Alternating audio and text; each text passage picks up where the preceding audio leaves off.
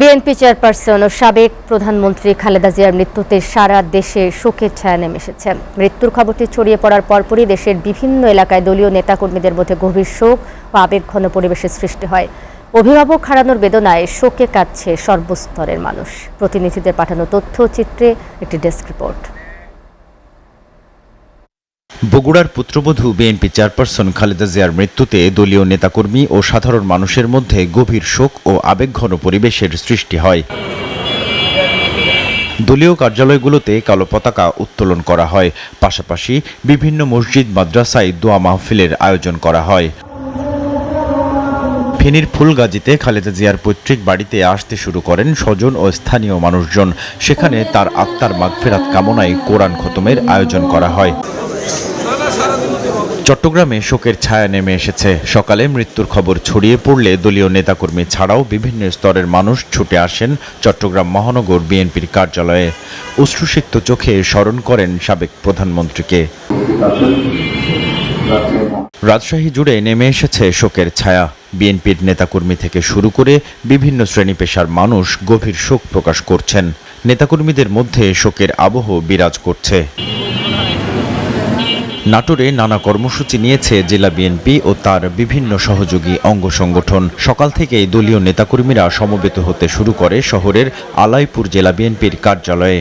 এ সময় দলের কেন্দ্রীয় নেতা রুহুল কুদ্দুস তালুকদার দুলু জানান, বেগম জিয়াকে বিগত ফ্যাসিস্ট আওয়ামী লীগ সরকার বিদেশে চিকিৎসার জন্য যেতে দেয়নি।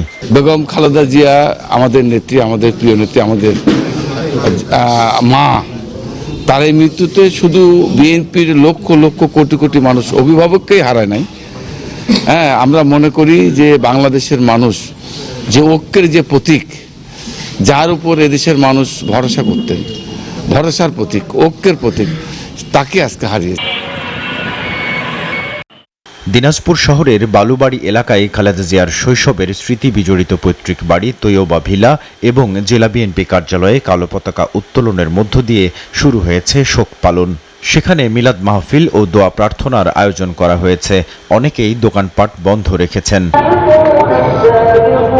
বরিশাল নগরীর সদর রোড দলীয় কার্যালয়ে মহানগর ও জেলা বিএনপির নেতাকর্মীরা কালো ব্যাচ ধারণ, কালো পতাকা উত্তোলনের মধ্য দিয়ে শোক জানান।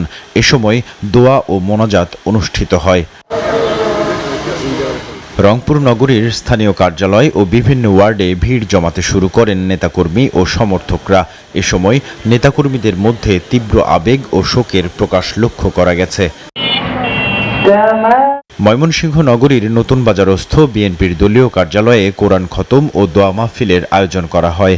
এতে বিভিন্ন পর্যায়ের নেতারা অংশগ্রহণ করেন। মেহেরপুর জেলায় বিভিন্ন শ্রেণী পেশার মানুষ গভীর শোক প্রকাশ করেছেন। সকাল থেকেই দলীয় কার্যালয়গুলোর সামনে টানানো হয় শোক পতাকা।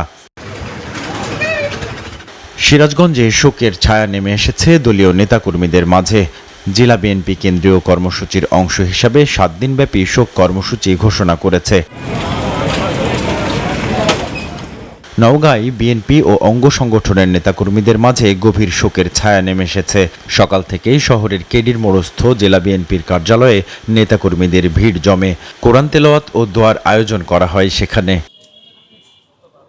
চাঁদপুরে গভীর শোকের ছায়া নেমে এসেছে। দলীয় কার্যালয় থেকে শুরু হয়ে অলিগলি চায়ের দোকান, সবখানেই এক ধরনের ভারী আবহ সৃষ্টি হয়েছে। SATV news desk.